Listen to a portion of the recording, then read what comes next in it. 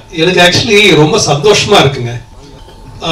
நீங்க கேட்குற கொஸ்டின் வந்து ஆக்சுவலி லெஸ்பியன் சார்ந்தது கிடையாது. சார் இதில் 2 பெண்ணுங்க காதலிக்கிறாங்க.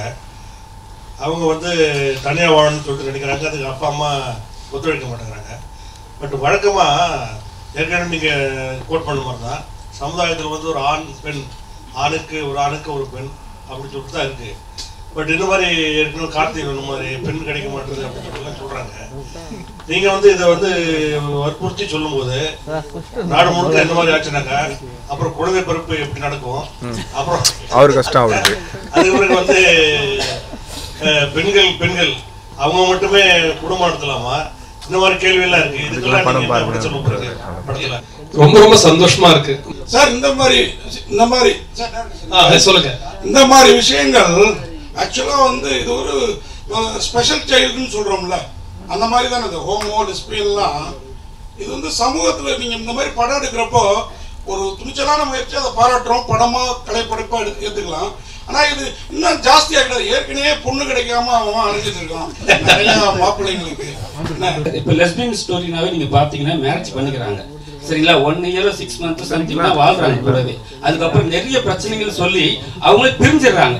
ஸோ இவங்களுக்குலாம் வந்து ஒரு சொல்யூஷன் இருக்கும் அந்த படத்துல. ஏன்னா நிறைய பேர் வந்து நிறைய படம் எடுத்துட்டாங்க இதே மாதிரி, ஆனா கடைசி வரைக்கும் சொல்யூஷன் கொடுக்கவே மாட்டாங்க. இப்ப இருக்க லெஸ்பியனுக்கு இந்த படம் வந்து சொல்யூஷன் கொடுக்குமா?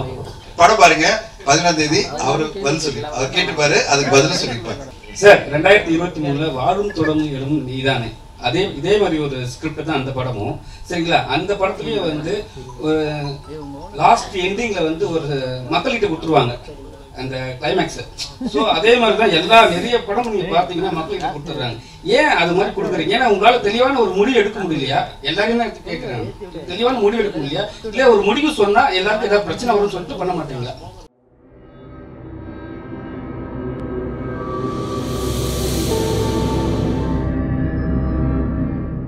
அடுத்ததா பேச இருக்கிறவரு லென்ஸ் அப்படின்ற ஒரு பைலிங்குவல் மூவி பார்த்திருப்போம். அந்த படத்தை பார்க்காதவங்க நிறைய பேர் ஃபேஸ்புக்ல அதோட கட்டை வந்து நம்ம அடிக்கடி பார்த்திருப்போம். பார்க்கும் போதே ஒரு பதட்டம் நமக்குள்ள இருந்துகிட்டே இருக்கும். ஆத்தாடி இது மாதிரி நமக்கு தான் என்ன பண்றது அப்படின்ற அந்த ஃபீலை கொடுத்துட்டே இருப்பாங்க. ஸோ அதுவும் ஒரு சென்சிட்டிவான ஒரு டாபிக் தான். அதுக்கடுத்து தலைக்கூத்தல் அப்படிங்கிறத தென் மாவட்டங்கள் நிறைய கேள்விப்பட்டிருப்பீங்க. தலைக்கூத்தல் அப்படின்னா என்ன அர்த்தம் அப்படிங்கிறத. ஸோ அந்த டாப்பிக்கை அவங்கள்ட்ட போய் நீங்க சொல்லும் போது சரியா தப்பான்னு எடுத்துக்கிறதுக்கே ரொம்ப நாள் ஆகும், ரொம்ப காலம் ஆகும். ஆனா அந்த டாப்பிக்கை எடுத்து அதுக்கு ஒரு முடிவு சொல்லாம சரியா தப்பான்னு உங்ககிட்டே விட்டுறேன், நீங்களே பாத்துக்கங்க அப்படின்னு சொல்லிட்டு ஒரு போல்டு அட்டம்ப்டா அந்த தலைக்கூத்தல் அப்படின்ற படத்தை கொடுத்திருந்தாரு. அதுக்கப்புறமா இப்போ எனக்கு தெரிஞ்ச காதல் என்பது பொது உடைமையிலையும் அந்த மாதிரி விஷயத்தை தான் அவர் பண்ணிருக்காருன்னு நினைக்கிறேன்.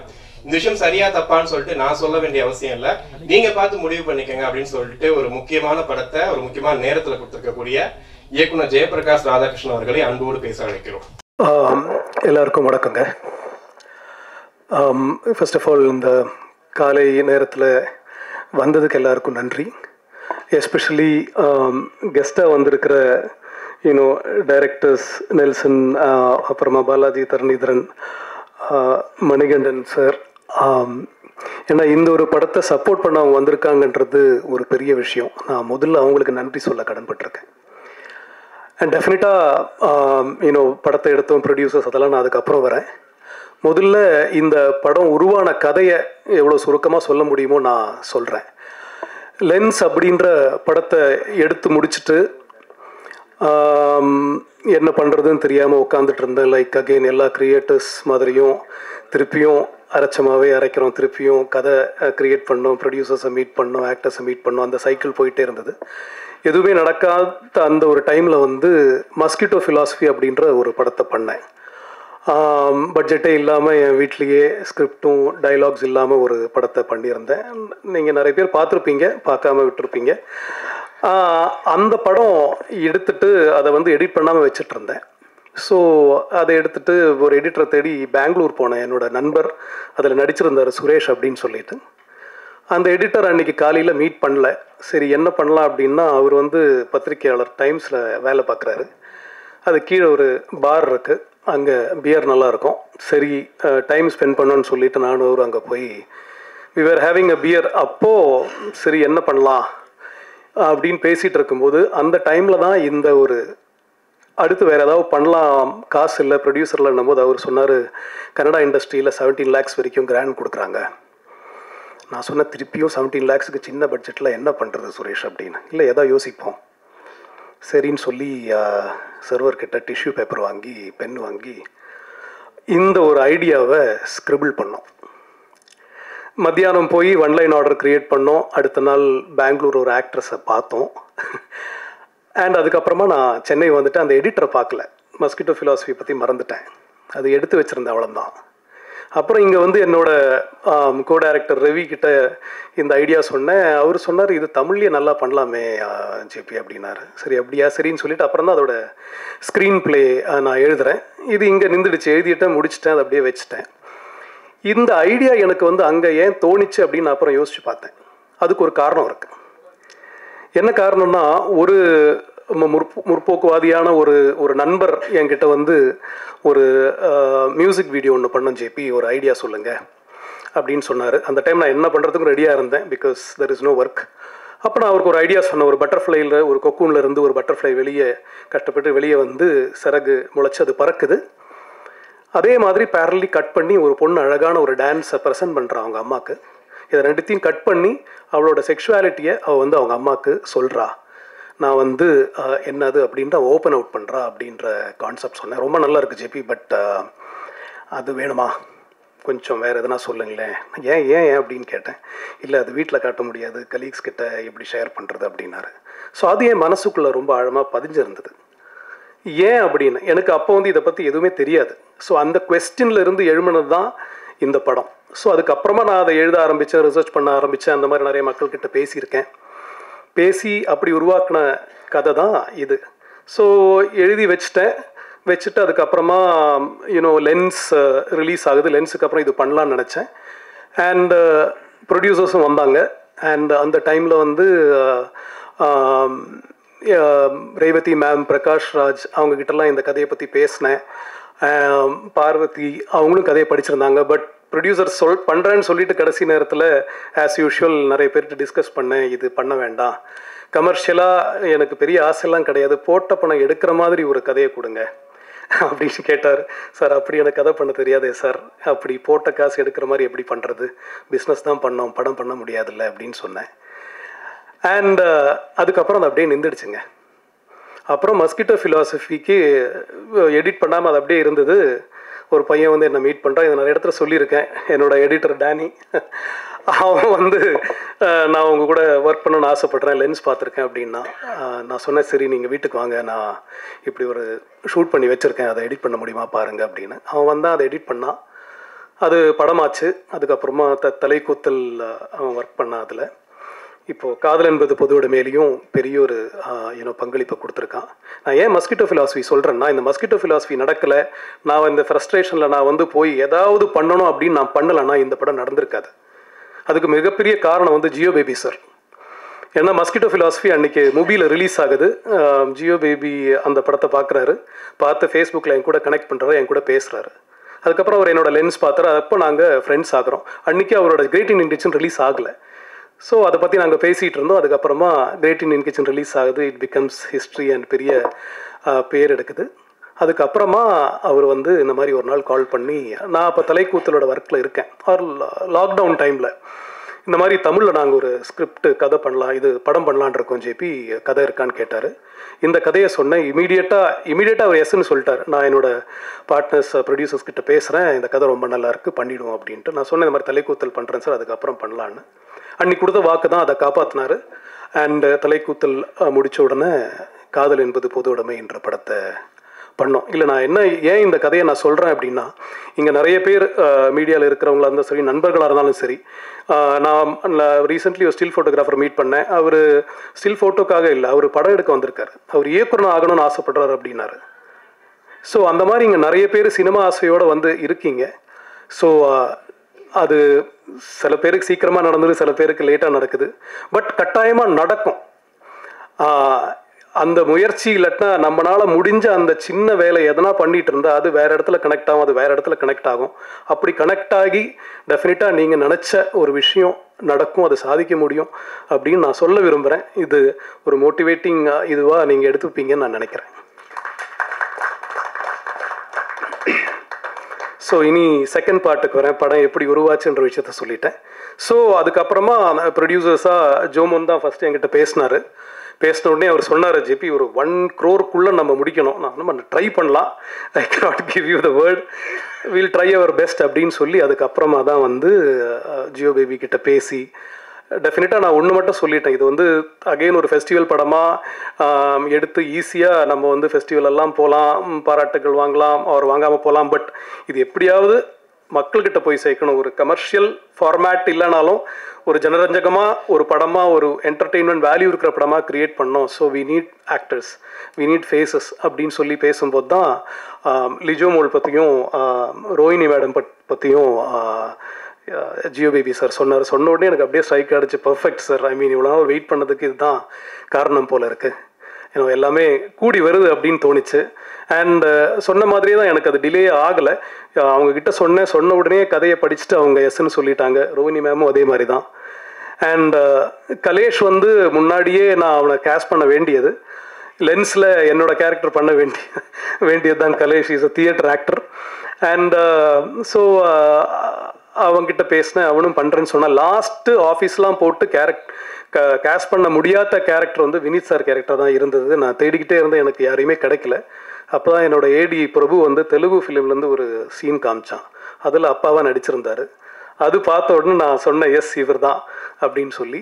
அண்ட் அவருக்கும் ஸ்கிரிப்ட் அமைச்சேன், அதுவும் ரொம்ப ஸ்மூத்தாக படித்த உடனே என்னை திருப்பி கூப்பிட்டு ரொம்ப நேரம் பேசினார், பண்ணுறேன் அப்படின்னு ஒத்துக்கிட்டாங்க. ஸோ அவங்களுக்கெல்லாம் ரொம்ப ரொம்ப நன்றி சொல்ல நான் இந்த டைமில் கடமைப்பட்டிருக்கேன். Thank you so much, thank you. And இது ப்ரொடக்ஷனாக வந்ததுக்கு அப்புறமா இது ஷூட் முடிக்கிறது அப்படின்றது சாதாரண விஷயம் கிடையாது, எல்லாருக்குமே தெரியும். அதுக்கு ரொம்ப இம்பார்ட்டண்ட்டான ஒரு நபர் வந்து அதோட ப்ரொடக்ஷன் கண்ட்ரோலர் ஆர் த இபி அப்படின்னு சொல்லுவோம். நோபின் வந்து ரொம்ப சிறப்பாக பண்ணி கொடுத்தாரு. ஒரு நோபின் 28 days we finished the film. Yeah, around 28 days நாங்கள் இந்த ஃபுல் படத்தை எடுத்து முடிச்சிட்டோம். ஸோ அதுக்கு மிகப்பெரிய காரணம் வந்து நோபின் தான். So thank you so much Nobin, you done a wonderful job. அதுக்கப்புறமா அஃப்கோர்ஸ் என்னோட டெக்னீஷியன்ஸ் எல்லாரை பற்றியும் நான் பேசினோம். அதுக்கப்புறம் நெக்ஸ்ட் வர்றது cameraman, cinematographer Shri Saravanan. Visuals எல்லாம் பார்த்துருப்பீங்க, அதுக்கு முக்கியமான காரணம் அவர் தான். அண்ட் அதையும் தாண்டி இப்போ நம்ம டிஜிட்டலில் வந்ததுனால இதோட கிரேடிங் அப்படின்ற விஷயம் ரொம்ப இம்பார்ட்டன்ட், இதோட கலர் அப்படின்றது ரொம்ப இம்பார்ட்டன்ட். நீங்கள் பார்த்து இந்த கலர்ஸ் எல்லாமே இவ்வளோ பியூட்டிஃபுல்லாகவும் இவ்வளோ அழகாகவும் வர்றதுக்கு காரணம் வந்து வர்ணா ஸ்டூடியோஸில் இருந்து அவங்க கிரேட் பண்ணி கொடுத்த அந்த குவாலிட்டி அண்ட் அவங்களோட பேஷன்ஸ் தான். நாங்கள் நிறைய வாட்டி changes, corrections, especially Danny and Sri வந்து விடவே மாட்டாங்க. ஒரு சின்ன கலர் வேரியேஷன், ஒரு சின்ன ஃப்ரேம் ட்ராப்பாக இருந்தாலும் விட மாட்டாங்க. அண்ட் அதுக்கு வந்து ரொம்ப ஹெல்ப்ஃபுல்லாக இருந்து யூனோ ரொம்ப சப்போர்ட் பண்ண வர்ணா ஸ்டூடியோஸ்க்கு முதல்ல ரொம்ப நன்றி சொல்கிறேன். ஏன்னா ரொம்ப ஒர்க் பண்ணியிருக்காங்க. அவங்க நிறைய வாட்டி அவுட் போகும், திரும்பி வரும், நிறைய வாட்டி போகும் வரும். ஸோ ரொம்ப ஒர்க் பண்ணியிருக்காங்க. அவங்க அங்கேருந்து நந்தன் அண்ட் ஃப்ரான்சிஸ் இங்கே இருக்காங்க, நந்தகுமார் அண்ட் ஃப்ரான்சிஸ் இங்கே இருக்காங்க. Thank you so much wherever you are. Yeah, and of course அதுக்கப்புறம் அதோட காஸ்டியூமர் சுபஸ்ரீ அவங்க வரல, 96 படத்தில் பண்ணவங்க. வேற நான் எதனா மிஸ் பண்ணிட்டு இருக்கேன்னா, எஸ் யா அனு பற்றி மறந்துட்டேன்ல. Yeah, Anu, again, Mosquito Philosophy, I have to go back to Mosquito Philosophy. Mosquito Philosophyல தான் நான் அனுவை மீட் பண்ணுறேன், அதில் அவங்க நடிச்சிருந்தாங்க. ஸோ லிஜோக்கு பேரா ஒரு கேரக்டர் வேணும் அப்படின்னும் போது எனக்கு அது அவங்களுக்கு காம்ப்ளிமெண்ட்ரியாக ஒரு ஆள் இருக்கணும்னு நினச்சேன். அவங்க அதுக்கு கரெக்டாக இருந்தாங்க. She is also theatre actor. And இந்த ஆக்டர்ஸ் பற்றி நான் சொல்லணுன்னா, நான் நிறைய லாங் ஷார்ட்ஸ் அண்ட் பெரிய கட் இல்லாமல் இந்த படத்தை பண்ணியிருக்கேன். அதுக்கு காரணம் வந்து அவங்க ப்ரொஃபஷனலிசம் அண்ட் அவங்க எக்ஸ்பீரியன்ஸ் தான். Especially you know Rohini ma'am, Vineeth sir, you know Lijo, அப்புறமா அவங்க 2 பேர் தியேட்டர் எக்ஸ்பீரியன்ஸ். அவங்கெல்லாம் வந்து யூனோ இவ்வளோ சீக்கிரம் நான் முடிச்சிட்டேன்னா அதுக்கு பெரிய காரணம் பக்கபலமாக இருந்தது அந்த ஆக்டர்ஸ். அவங்க எக்ஸ்பீரியன்ஸ் வந்து அது இதில் முழுமையாக காமிச்சிருக்காங்க. இந்த படத்தை வந்து வேலன்ஸ் டே அன்னைக்கு நீங்கள் பார்க்கும்போது டெஃபினட்டாக உங்களுக்கு புரியும், நீங்கள் எல்லாருமே அப்ரிஷியேட் பண்ணுவீங்க. அண்ட் மனிதர்களாக அந்த ரொம்ப நாசூக்கான ரொம்ப வல்னரபிளான உணர்வுகளை வந்து ரொம்ப அழகாக அவங்க ப்ரொஜெக்ட் பண்ணியிருக்காங்க through their art, through their body, through their dialogues and things like that. So அவங்களுக்கு மிகப்பெரிய நன்றி, மிகப்பெரிய பாராட்டுக்கள் அண்ட் மிகப்பெரிய தைத்தட்டுகள். Please give them a big hand.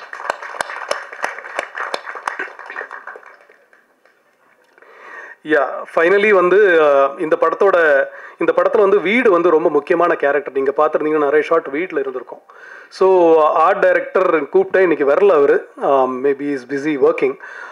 Arusamy sir அவர் வந்து நான் அவர்கிட்ட ஒன்று தான் சொன்னேன், இந்த மௌனராகம் படம் பார்த்தேன், எனக்கு அந்த படம் ரொம்ப பிடிக்கும், அந்த ஒரு ஃபீலில் எனக்கு நீங்கள் அமைச்சு கொடுங்க அப்படின்னு சொன்னேன். அது ரொம்ப நல்லாவே அவர் பண்ணி கொடுத்துருக்காரு. அண்ட் அப்புறமா வந்து நீங்கள் கேட்ட பாடல், நான் ஏன் அதுக்கு லாஸ்ட்டில் வரேன்னா அவங்கள பற்றி நிறைய பேசணும். அதனால் கண்ணன் நாராயணன் அப்படின்ற மியூசிக் டைரக்டர் தான் இந்த படத்தில் பேக்ரவுண்ட் ஸ்கோர் அண்ட் நீங்கள் கேட்ட 2 பாடலையும் கம்போஸ் பண்ணியிருக்காரு. அவர் வந்து எனக்கு அறிமுகமானது வந்து தலைக்கூத்தல்ல. எக்ஸ்கியூஸ் மீ சார், அங்கே எனி பிரச்சனையா? பேசலாமா? தேங்க்யூ. ஸோ அவர் வந்து எனக்கு அறிமுகமானது வந்து தலைக்கூத்தலில் பிரமாதமான பேக்ரவுண்ட் ஸ்கோரும் பாட்டு எனக்கு கொடுத்துருந்தாரு. அண்ட் இந்த படம் இதே மாதிரி ரொம்ப சின்ன பட்ஜெட்டில் இருக்குது கண்ணன் சார், நம்ம எப்படி பண்ணலாமா அப்படின்னோடனே, அது என்ன பட்ஜெட் ஏது அதெல்லாம் ஒன்றுமே கேட்கல அவர், நம்ம பண்ணிடலாம் ஜேபி வாங்க அப்படின்னாரு. ஸோ அதுக்கு பெரிய நன்றி Kannan sir, thank you so much, thank you. அப்புறம் டெஃபினட்டாக அந்த பாடல் நான் உமா மேடம் கூப்பிட்டு அந்த படத்தை காமிச்சேன். ஃபஸ்ட்டு கட், எடிட் கட் காமிச்சு, இது ஒரு ரொம்ப முக்கியமான பாட்டாக இருக்கணும். நம்ம இது வரைக்கும் தமிழ் சினிமாவில் 2 பெண்கள், மெயின் ஸ்ட்ரீம் சினிமாவில் சொல்கிறேன், 2 பெண்களோட காதலை வந்து நம்ம வந்து காமிச்சது இல்லை ஸ்க்ரீனில். இது ரொம்ப அழகாகவும் ரொம்ப கௌரவமாகவும் ரொம்ப பியூட்டிஃபுல்லாகவும் இருக்கணும், எழுதி கொடுங்க அப்படின்னு சொன்னேன். ஸோ அவங்களும் ரொம்ப சிறப்பாக எழுதி கொடுத்துருக்காங்க. Thank you so much. வேறு யாரையா மிஸ் பண்ணியிருக்கேன்? எஸ், இன்னொருத்தரை மிஸ் பண்ண. ஆக்சுவலி நோபினுக்கு பக்கபலமாக ராஜேந்திரன் சார் அப்படின்ட்டு ஒருத்தர் கூட ஒர்க் பண்ணியிருந்தார் ஈபியா. அவர் இன்றைக்கி வர முடியல, ஊரில் இல்லை. அவருக்கும் நான் தேங்க்ஸ் சொல்லணும், இந்த படத்தை கரெக்டாக அந்த டைமில் முடிக்கிறதுக்கு என்ன ஹெல்ப் பண்ணவர். அண்ட் ரொம்ப டைம் எடுத்துட்டேன்னு நினைக்கிறேன். ஃபைனலி அதை மறந்துட்டேன் பாருங்கள். தேங்க்யூ ரவி. இந்த படத்தை எடுக்கிறது, அதை வந்து ஃபெஸ்டிவல் கொண்டு போகிறது, அதெல்லாம் ரொம்ப எனக்கு தெரிஞ்சு ஈஸியான விஷயம். நடந்துடும், எப்படியாவது நடந்துடும், அது நம்ம எடுத்துகிட்டு போயிடலாம். பட் இந்த படத்தை வந்து மக்கள்கிட்ட கொண்டு போய் சேர்க்குறது, ஓடிடி பிளாட்ஃபார்மில் விற்கிறது, இந்த மாதிரி விஷயங்கள் இருக்குது இல்லையா, அதுவும் இந்த மாதிரி ஒரு படத்துக்கு ரொம்ப ரொம்ப கஷ்டம். அந்த கஷ்டம் எனக்கு புரிஞ்சுது. ஏன்னா இந்த படத்தை நான் எடுக்கிறதுக்கு வேறையும் ஒரு காரணம் இருக்குது, ஒரு கோவம்தான். ஏன்னா நான் இந்த படத்தை தமிழில் பண்ணலாம் அப்படின்னு சொல்லி நான் அப்ரோச் பண்ண நிறைய பேர் தமிழில் பண்ணாதீங்க, மலையாளத்தில் பண்ணுங்க, இல்லைன்னா ஹிந்தியில் பண்ணுங்க அப்படின்னாங்க. அது டெஃபினட்டாக நல்லா போகும், எதுக்கு நீங்கள் ரிஸ்க் எடுக்கிறீங்க, பண்ணாதீங்க அப்படின்னாங்க. எனக்கு அது வந்து ரொம்ப ஒரு தூண்டுதலாக இருந்தது. பண்ணாதீங்கன்னு சொன்னால் அது டெஃபினட்டாக நம்ம பண்ணி தானே ஆகணும், அது ஏன் பண்ணக்கூடாது? தமிழ் ஆடியன்ஸ் ஒத்துக்க மாட்டாங்க, அது சொல்ல நீங்கள் யார்? உங்களுக்கு எப்படி ஆடியன்ஸ் பற்றி தெரியும்? தெரிஞ்சால் நீங்கள் எல்லா படத்தையும் ஹிட் கொடுக்கலாம்ல, தெரிஞ்ச ஆடியன்ஸை புரிஞ்ச கதை எழுதி ஹிட் கொடுக்கலாம்ல, முடியாது இல்லையா? ஸோ எனக்கு அந்த மாதிரி நிறைய கோபங்கள் எனக்குள்ளே இருந்தது, யூனோ. பட் இந்த படம் வந்து எடுத்து கோவாவில் ஸ்க்ரீன் ஆகிட்டு ரிலீஸ் ஆகலை அப்படின்னும் போது அவங்கெல்லாம் சொன்னது கரெக்டு தான். நான் தான் கோவத்தில் என்னோட ஒரு அரகன்ஸில் இதை பண்ணிட்டேனோ அப்படிலாம் எனக்கு நிறைய வாட்டி தோணிருக்கு. கிரியேட்டர்ஸாக எல்லாருக்குமே தோணும். We go through a phase where we go through lot of depression and doubts and questions and lot of other things. அப்படி இருக்கும்போது நான் ஆல்மோஸ்ட் கைவிட்டேன். Producers they made the film, but அதுக்கப்புறமா சொன்ன மாதிரி டிஸ்ட்ரிபியூட் பண்ணுறதுக்கோ தியேட்டர் கொண்டு வரதுக்கான அந்த ஒரு பவரோ அந்த ஒரு பொசிஷனாக இல்லாமல் இருந்த ஒரு சிச்சுவேஷன். ஓடிடி பிளாட்ஃபார்ம்ஸ் எல்லாருமே சொல்லிட்டாங்க க்ளீனாக, நீங்கள் ரிலீஸ் பண்ணிட்டு வாங்க, ஆடியன்ஸ் ரெஸ்பான்ஸ் நல்லா தான் நாங்கள் வாங்கிக்கிறோம் அப்படின்னு சொல்லிட்டு. ஸோ அவங்களும் டைரெக்டாக வாங்க மாட்டேன்னு சொல்லிட்டாங்க. என்ன பண்ணுறதுனே தெரியல. ஐ வாஸ் இன் டோட்டலாக டவுனாக இருக்கிற டைமில் ஒரு ஏஞ்சல் மாதிரி எங்கேருந்தோ சொல்லுவோம்ல, நம்ம நம்பிக்கை வச்சுக்கிட்டு இருந்தால் அது நடக்கும் அப்படின்னு சொல்லுவாங்க இல்லையா, ஒரு ஏஞ்சல் மாதிரி சடன்லி ஒரு நாள் கலேஷ் கூப்பிட்றான் என்ன. எல்லார்கிட்டையும் நாங்கள் படத்தை காமிக்கலாம் ட்ரை பண்ணியிருக்கோங்க. லெஸ்பியன் படமாக வேணாங்க, நாங்கள் பார்க்கல, it's not our type of film, வேணாமே. சில பேனர்ஸ் வந்து ரிலீஸ் பண்ணும் வந்தாங்க, பட் எங்கள் பேர் போட வேண்டாம், அது போடணுமான்னு யோசிக்கிறோம் அப்படின்னு வந்தாங்க. இதெல்லாம் நடந்து முடிஞ்சு கலேஷ் கூப்பிட்டு இந்த மாதிரி சொன்னால், தனஞ்சயன் சார் படத்தை ஆல்ரெடி பார்த்துட்டாரு. நான் பார்த்துட்டாரா, எங்கே பார்த்தாரு? இல்லை அவர் பார்த்துட்டாரு, படம் பிடிச்சிருக்கு, இந்த மாதிரி பண்ணலாமான்னு கேட்டார். என்ன கலேஷ் சொல்கிறீங்க? அப்போது நான் சொன்னேன், அது எனக்கு பெரிய நம்பிக்கையில் இதே மாதிரி கூப்பிட்டு ஏதாவது சொல்ல போகிறாங்க. இல்லை நீங்கள் போய் மீட் பண்ணுங்க அப்படின்னாரு. இல்லை எனக்கு தனஞ்சயன் சாரையும் தெரியும், பட் நம்ம எப்படியோ மிஸ் பண்ணிட்டோம் அவரை, சரி போய் மீட் பண்ணலான்னு மீட் பண்ணேன். தென் அவர் வந்து சொன்னார், நான் ஃபுல்லாக பண்ணுறேன் ஜேபி, எடுத்து பண்ணுறேன், எனக்கு படம் ரொம்ப பிடிச்சிருந்தது அப்படின்னா. எனக்கு ஷாக்கிங்காக இருந்தது. நான் கொஞ்சம் I didn't believe it initially, but then yes, அவர் சொன்ன மாதிரியே இமீடியட்டாக நான் ப்ரொடியூசர்ஸை கால் பண்ணேன், கனெக்ட் பண்ணேன், அக்ரிமெண்ட் முடிஞ்சது. அண்ட் சொன்ன மாதிரியே ரொம்ப சிறப்பாக இது வரைக்கும் பண்ணிகிட்ருக்காரு. ஆல்மோஸ்ட் படத்தை பற்றி நிறைய பேருக்கு தெரியும், ரீச் ஆகிருக்கு. அண்ட் அதுக்கப்புறம் கொஞ்சம் சேஞ்சஸ், எடிட், நிறைய கரெக்ஷன்ஸ் எல்லாம் வந்தது. அதுக்கப்புறம் மியூசிக்கை திருப்பியும் ரீவொர்க் பண்ணோம். அதுக்கு எல்லாமே கொஞ்சம் கூட முகம் சுளிக்காமல் என்னோடய எடிட்டர், மியூசிக் டைரக்டர், அப்புறமா சவுண்ட் டிசைன் ஆனந்த், அவனை எடிட்டர் கால் பண்ணாலே அவன் வந்து என்ன அப்படின்னு ஒரு லோ வாய்ஸில் தான் பேசுவான். இல்லை ஒர்க் அப்படியா, சரி ஓகே பண்ணலாம் அப்படின்னு சொல்லி எல்லாருமே ஃபுல்லாக அவங்களோட இதை கொடுத்துருக்காங்க.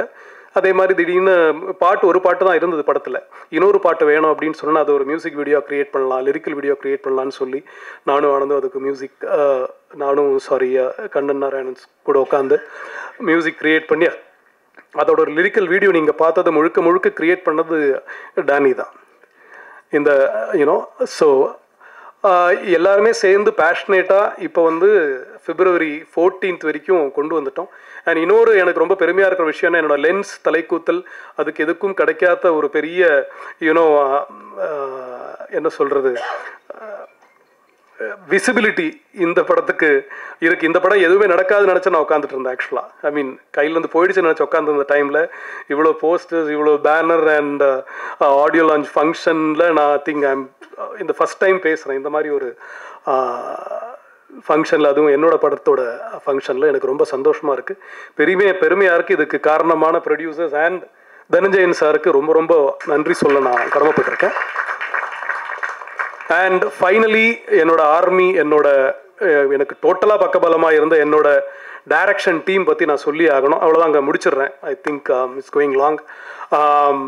என்னோட கோ டைரக்டர் ரவி, நான் மோஸ்ட்லி இங்கிலீஷில் தான் எழுதுவேன், அவர் தான் என்னை வந்து தமிழில் எழுதுறதுக்கு ஹெல்ப் பண்ணுவார். நாங்கள் டிஸ்கஸ் பண்ணுவோம், சண்டை போடுவோம்.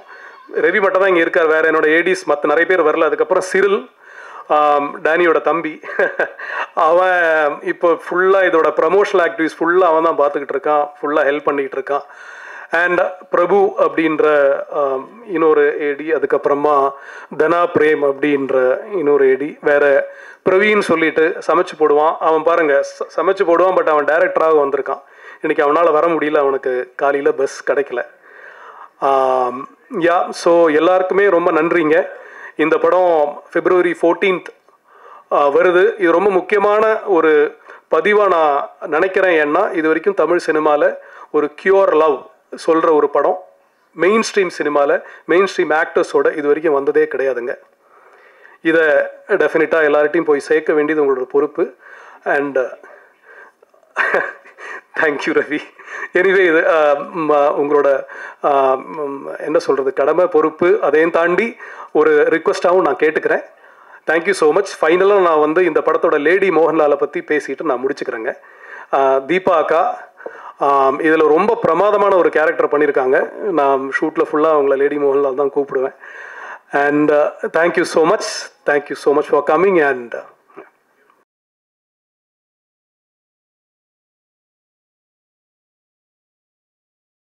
விஜயமன் மேடம் இங்கே மேடம், இந்த மாதிரி கேரக்டரு பெரும்பாலும் ஒரு பெரிய கமர்ஷியல் ஹீரோயின், நல்ல தெரிஞ்ச ஹீரோயின்ட்ட கொடுத்தா வேண்டாம் அப்படிம்பாங்க, ரிஸ்க்காக இருக்குது, நிறைய விமர்சனங்கள் வரும் அப்படிம்பாங்க.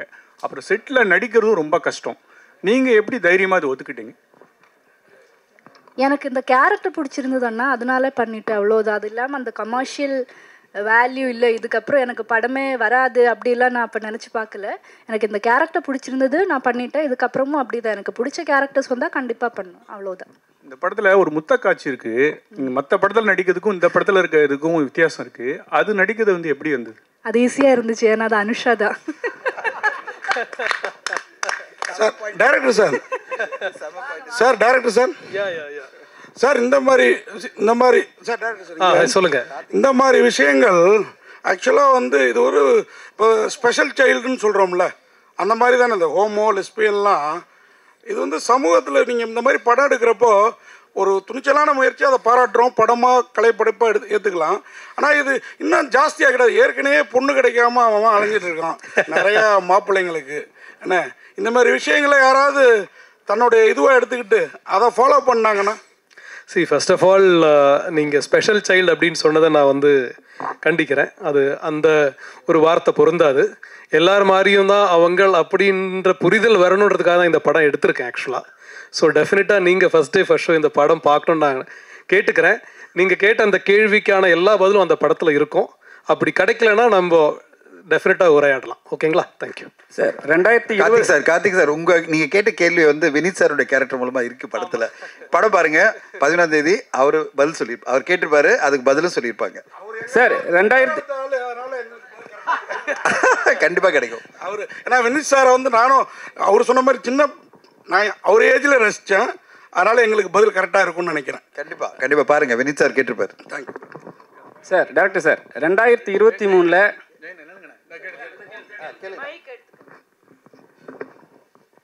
சார் இதில் 2 பெண்ணுங்க காதலிக்கிறாங்க. அவங்க வந்து தனியாக வாழணும்னு சொல்லிட்டு நினைக்கிறாங்க. அதுக்கு அப்பா அம்மா ஒத்துழைக்க மாட்டேங்கிறாங்க.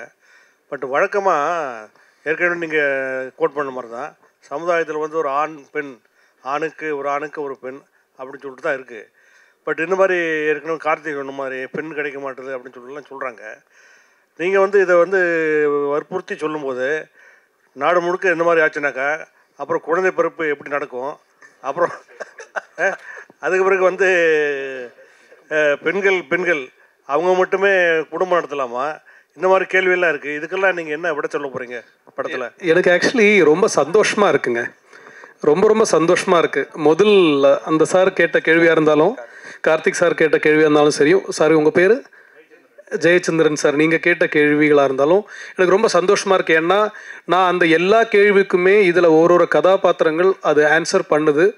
உங்களோட அந்த ஆதங்களும் அந்த கேள்விகளும் இந்த படத்தில் இருக்கிற ஒவ்வொரு கேரக்டருக்கு இருக்குது. அது அவங்க என்ன பதில் சொல்கிறாங்கன்றது நீங்கள் படம் பார்த்தா உங்களுக்கு புரியும். நான் இப்போ அதை சொல்லிட்டா நான் படத்தில் இருக்க டைலாக் சொல்கிற மாதிரி இருக்கும். அதனால் நான் அவாய்ட் பண்ணுறேன்.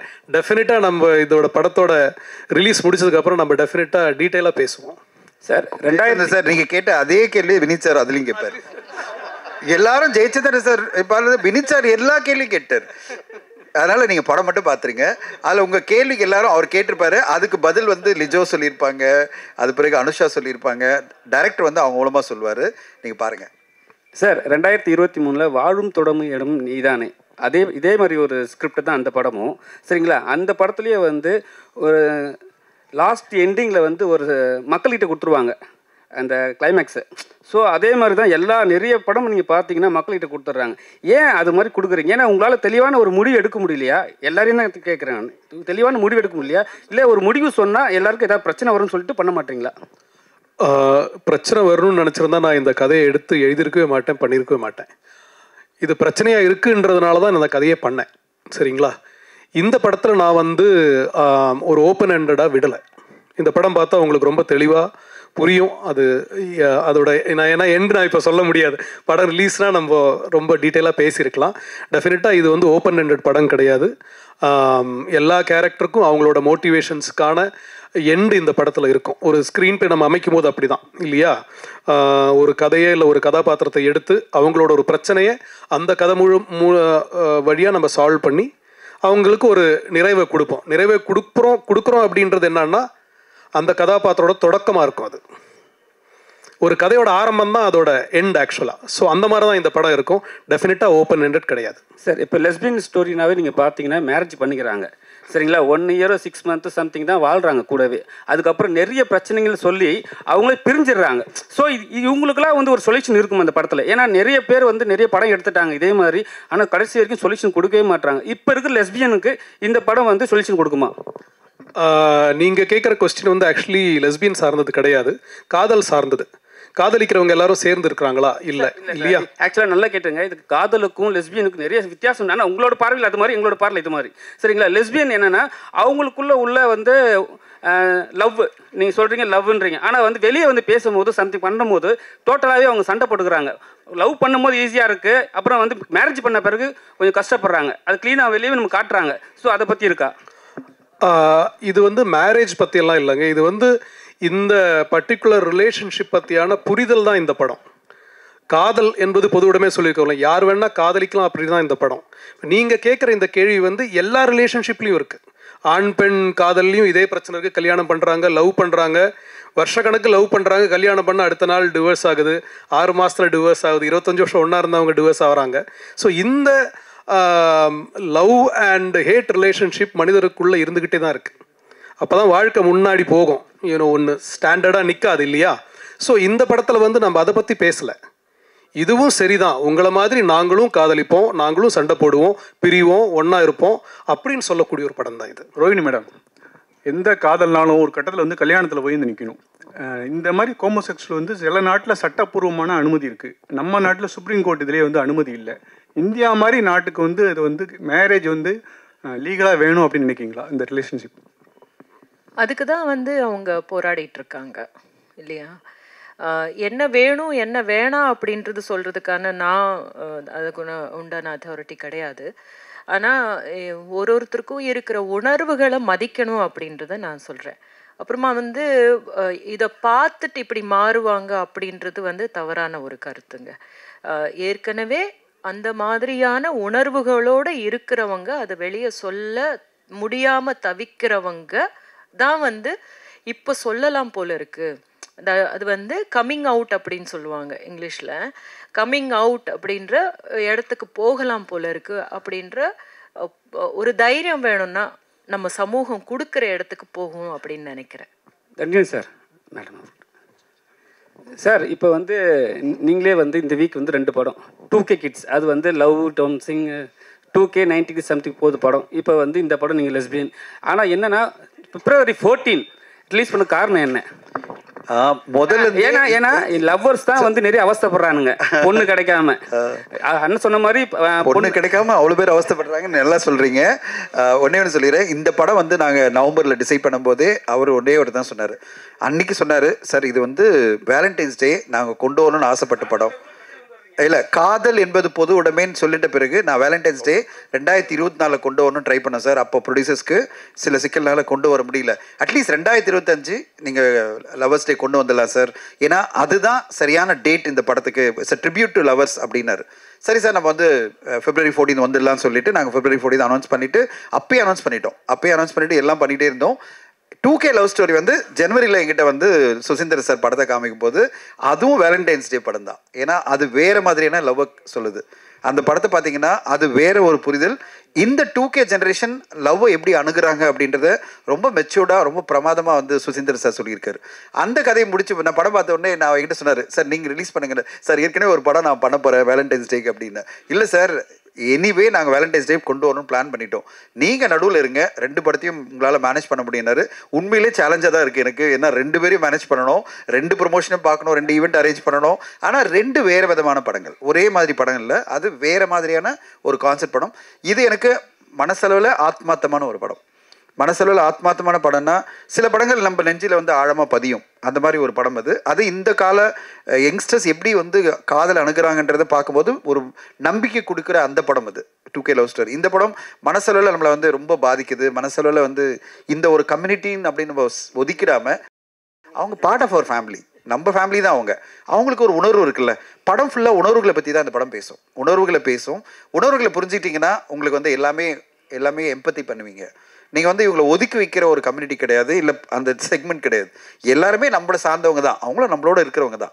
அந்த உணர்வுகளோட நம்ம ஒத்துக்கணும் அவங்கள அப்படின்றதுக்காக இந்த படம் ரொம்ப அருமையாக வந்திருந்தது. பார்த்த உடனே நானும் என் மனைவி தான் பார்த்தோம். இது வந்து நான் அது ஒரு மேல் பெர்ஸ்பெக்டிவ் அப்படின்லாம் இல்லை, என் மனைவிங்க வந்திருக்காங்க.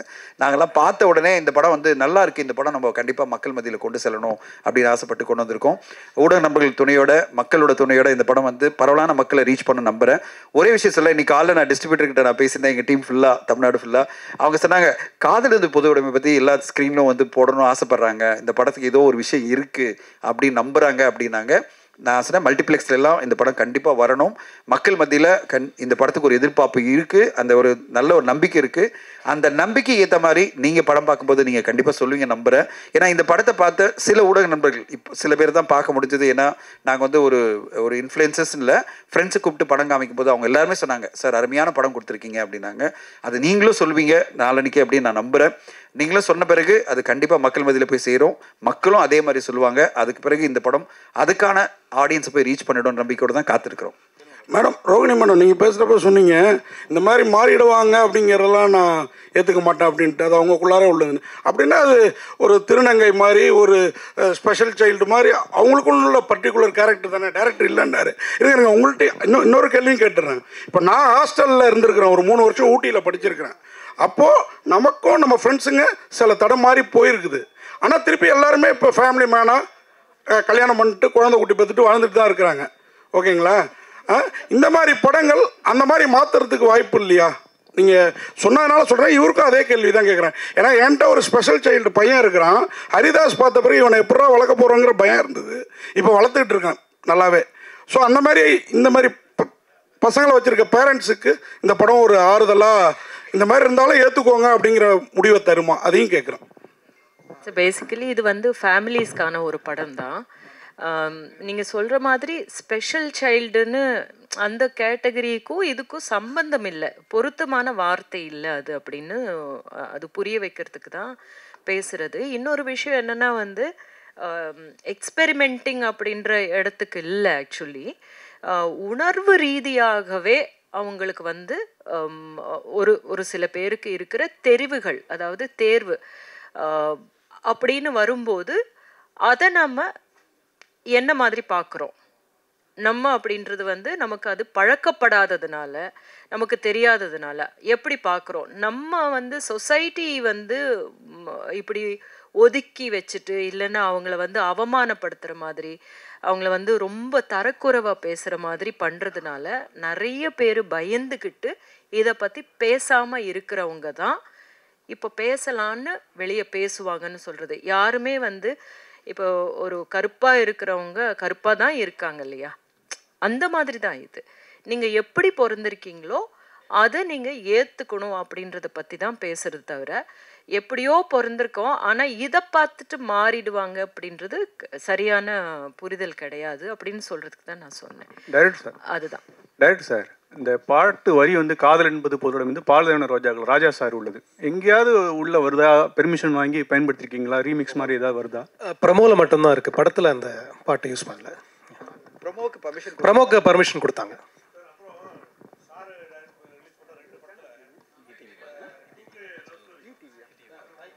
சார் சார் வரும் sir. Sir director sir, sir ஆக்சுவலாக இப்போது நம்ம இந்த விஷயங்கள் வந்து ஃபேமிலியில் இருந்து ஃபஸ்ட்டு ஆரம்பிக்கணும். இங்கே இங்கே யா ஃபேமிலியில் இருந்தால் ஃபஸ்ட்டு நம்ம இந்த விஷயத்த கொண்டு வரணும் அப்படின்னு நீங்கள் எப்படி ரைட் பண்ண ஆரம்பிச்சிங்க? ஏன்னா அது ரொம்ப சிக்கலான ஒரு விஷயம், அதை குறித்து சொல்லுவாங்க. அதே மாதிரி வந்து இப்போ இருக்க யங் ஜென்ரேஷன் மேக்ஸிமம் வந்து இந்த விஷயங்களை வந்து மேக்ஸிமம் ஏற்றுக்கிறாங்க. ஆனாலும் சில பேர் வந்து வானவில் அப்படின்ற வார்த்தையை யூஸ் பண்ணி நிறைய பேர் இது பண்ணுறாங்க, நிறைய பேர் எனக்கு எல்லாருக்கும் தெரியும். ஸோ இதை வந்து இன்னும் நம்ம எப்படி ஹேண்டில் பண்ணலாம், கொஞ்சம் எப்படி ஜென்ரலைஸ் பண்ணலாம் அப்படின்ற மாதிரி இதெல்லாம் படத்தில் எதுவும் இருக்குங்களா? அடுத்து இந்த படத்தில் என்ன இருக்குன்றது படத்தை பார்த்ததுக்கப்புறம் நம்ம பேசலாம். பட் நீங்கள் கேட்ட கொஸ்டினுக்கான பதில் வந்து 2-3 கொஸ்டின் கேட்டீங்க. ஃபர்ஸ்ட் கொஸ்டின் வாட்டி சொல்லுங்கள். ஓகே. நான் எப்படி பார்க்குறேன்னா, இந்த சமூகம் இல்லை இந்த நேஷன் இல்லை வேர்ல்டு நம்ம போகிறதுக்கு முன்னாடி நான் அப்படின்ற ஒரு ஐடென்டிட்டி இருக்குது. அந்த ஐடென்டிட்டி ஃபஸ்ட்டு க்ரியேட் ஆகிறது நம்ம ஃபேமிலி இதுதான் இல்லையா? ஸோ நமக்கு ஒரு அங்கீகாரம் அப்படின்றது முதல்ல ஃபேமிலியிலேருந்து தான் கிடைக்கணும். இப்போ நம்ம நிறைய பேரை பார்த்துருக்கோம், பெரிய இடத்துல வந்திருப்பான், ஆனால் வீட்டில் சண்டை போட்டு போயிருப்பான், என்னிடமும் அச்சீவ் பண்ணியிருப்பான், இருந்தாலும் என்னோட அப்பா என்னை ஒத்துக்கலை, அம்மா என்னை ஒத்துக்கலை அப்படின்ற ஃபீலிங் இருக்கும். நிறைய பேரை நான் பார்த்துருக்கேன், ரொம்ப சாதிச்சிருப்பாங்க, ஆனால் மனசுக்குள்ளே எப்போவுமே அந்த வேதனையோடு இருப்பாங்க.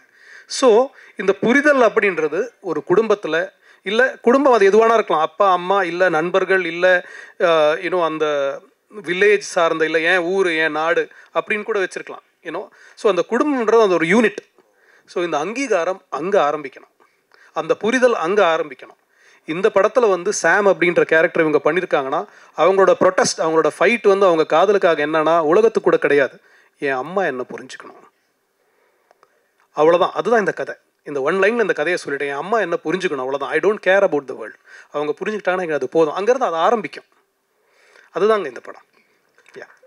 இயக்குனர் சார் வணக்கம் சார். இங்கே சமீபத்திய படங்கள் பார்த்தீங்கன்னா இப்போ லெஸ்பியன் குவிக்கிற மாதிரியும், இப்போ லாஸ்ட்டாக கூட ஒரு படத்தோட ட்ரெய்லரில் பேசியிருந்தாங்க, பெண்கள் எங்கே வேணாலும் போகலாம், யார் கூட வேணாலும் சுற்றலாம் அப்படின்ற மாதிரியும் ஒரு கதைகள் அமைஞ்சு ஒரு படம் பேட் கேர்ள்னு வரப்போகுது.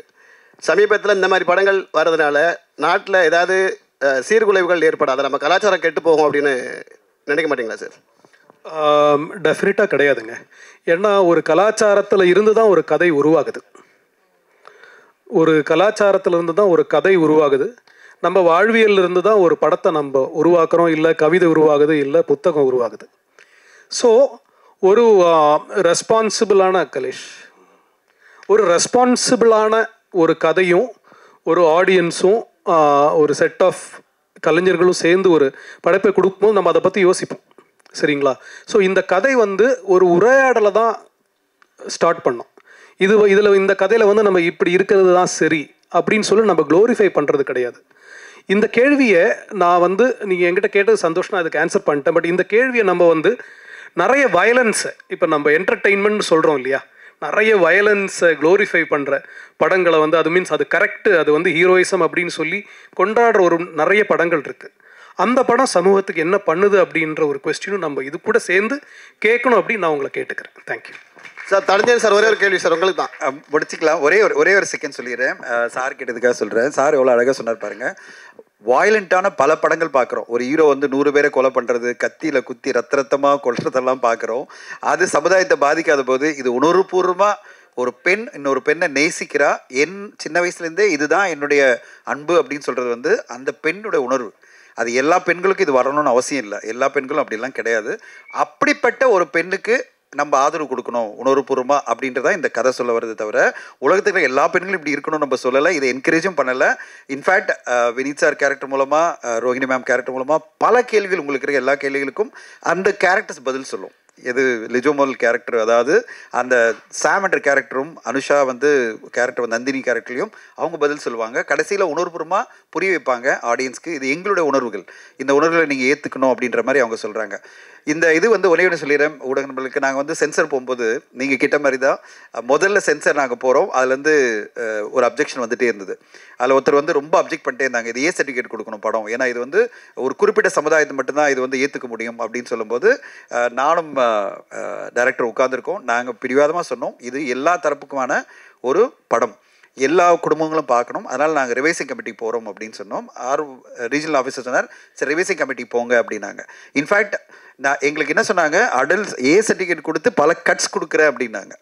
நாங்கள் என்ன சொன்னோம், இல்லை இதில் எங்களுக்கு இதை ஏற்றுக்கொள்ள முடியாதுன்னா ரிவைசிங் கமிட்டி போகலாம். நாங்கள் ரிவைசிங் கமிட்டியில் 10 பேர் பார்த்தாங்க, 6 பேர் பெண்கள். ஒரு ஒப்பனாசில் 6 பேர் பெண்கள், 4 பேர் ஆண்கள்.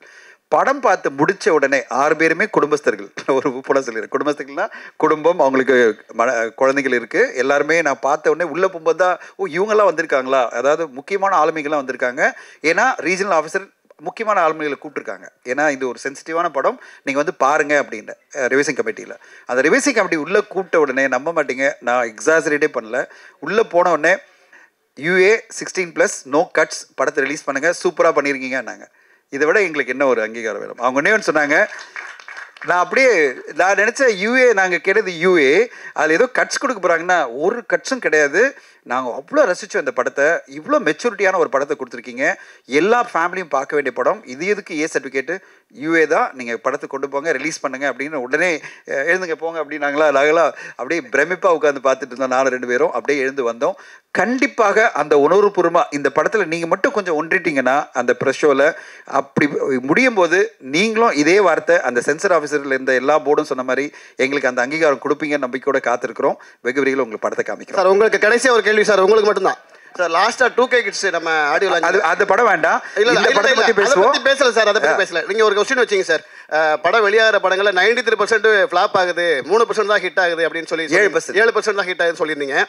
இது எங்களுடைய கேள்வி என்னென்னு கேட்டிங்க அப்படின்னா, எல்லாருமே ஒவ்வொரு மேடையிலையும் சொல்கிறாங்க படம் தொடர்ந்து ஃப்ளாப் ஆகுது, ஓட மாட்டேங்குது, லாஸ் ஆகுது, எல்லாரும் சொல்கிறாங்க. எல்லாருக்கும் இந்த ஆதங்கம் எங்களுக்கும் இருக்குது. நான் என்ன கேட்குறேன்னு கேட்டிங்கன்னா, ஒரு படம் நம்ம மேக்கிங் பண்ணுறதுக்கு ஒரு 50 கோடி செலவாகுது அப்படின்னா 250 கோடி ஒரு ஹீரோயின் சம்பளத்தை திணிக்கும் போது அது லாஸ் ஆகுது. நம்ம யாருமே அதை யோசிக்கிறது இல்லை. என்ன பட தயாரிப்பாளரும் சரி, இயக்குனரும் சரி, யாரும் யோசிக்கிறதில்ல. ஒருத்தவங்களோட கால் ஷீட் வேணும் அப்படின்றதுக்காக 150 கோடிக்கு நடிச்சிட்டு இருந்தவங்கள 250 கோடி கொடுத்து புக் பண்ணுறாங்கல்ல. இப்போ லாஸ் எதனால சார் வருது? இந்த பெரிய நடிகர் நடித்த படங்களில் ஒரே ஒரு புரிதல், நான் தனியாக ஒரு ஒர்க் ஷாப்பே உங்களுக்கு பண்ணிடுறேன், ஏன்னா அதெல்லாம் நான் பண்ணிட்டு இருக்கிற ஆள் தான். பெரிய நடிகர் நடித்த படங்களில் 70% 80% ரெவென்யூ வந்து அதர் ரெவென்யூலேயே உங்களுக்கு வந்துடும். எதனால் அவ்வளோ சம்பளம் கொடுக்குறாங்கன்னா, ஒரு டிஜிட்டல் வந்து அவ்வளோ விலை கொடுத்து வாங்க ரெடியாக இருக்காங்க, சேட்டலைட் வாங்க ரெடியாக இருக்காங்க, மியூசிக் வாங்க ரெடியாக இருக்காங்க. ஆனால் அதே ஒரு சின்ன படமாக வரும்போது எல்லாரும் சொல்கிற ஒரே வார்த்தை என்ன தெரியுமா சார்? ஊடகங்கள் என்ன சொல்லுது, ஆடியன்ஸ் என்ன சொல்கிறாங்க, அது பிறகு வாங்குறேன்றாங்க. வினித் சார், எந்த அளவு, அதாவது நாங்கள் எப்படி ஒரு சின்ன படம் எடுத்த எல்லா தயாரிப்பாளரும் நம்பி இருக்கிறது எது தெரியுமா? உங்களையும் ஆடியன்ஸை தான் நம்பி இருக்கும். அவங்க நல்லா இருக்கு சொன்னாதான் சேட்டலைட் வந்து வாங்குவாங்க, டிஜிட்டல் வாங்குவாங்க. பெரிய நடிகர் நடிச்ச படம்னா எல்லாத்தையும் வந்து முதலே வாங்கிடுவாங்க. அதனால அவங்களுக்கு எந்த பயமும் இல்லை. அதனால அந்த படத்தோட கம்பேர் பண்ணாதீங்க. நாங்கள்லாம் வந்து எதிர்பார்த்துட்டு இருக்கிறதே உங்களை மாதிரி இந்த மாதிரி படங்களுக்கு உங்களுடைய ஆதரவு தான்.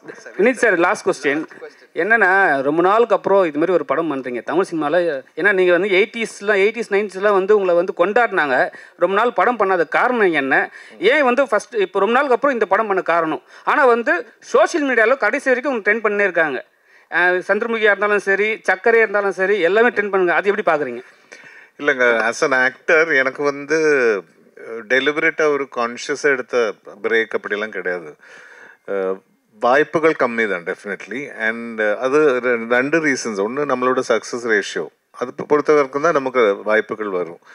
எனக்கு ஆனால் பர்சனல் நோட், எனக்கு வந்து அந்த கேரக்டர் சேலஞ்சிங்காக இருக்கணும், என்னால் ஏதாவது கான்ட்ரிபியூட் பண்ண முடியணும். அப்படி இருக்கிறது தான் நான், especially after the point of time, இப்போ at this point of my career, at this age, this is the time to explore different characters. So அதனால டைம் எடுத்து இப்போ வர்ற எல்லா ரோலும் பண்ணாமல், இப்போ மலையாளத்தில் நான் பண்ணிட்டு இருக்கேன் நிறைய படங்கள், தமிழ் ஆல்சோ வரும்போது இந்த மாதிரி தான் ரேராக வருது. ஸோ அதுதான் உண்மை ஆக்சுவலி. அதனால நான் டெலிபரேட்டாக பிரேக்கு அப்படியெல்லாம் இல்லை. அஃப்கோர்ஸ் மை டான்ஸிங் ப்ரொஃபஷன், என்னோட டான்ஸ் ஸ்கூல் அதெல்லாம் ஒரு சைடில் வேறு போயிட்டுருக்கு.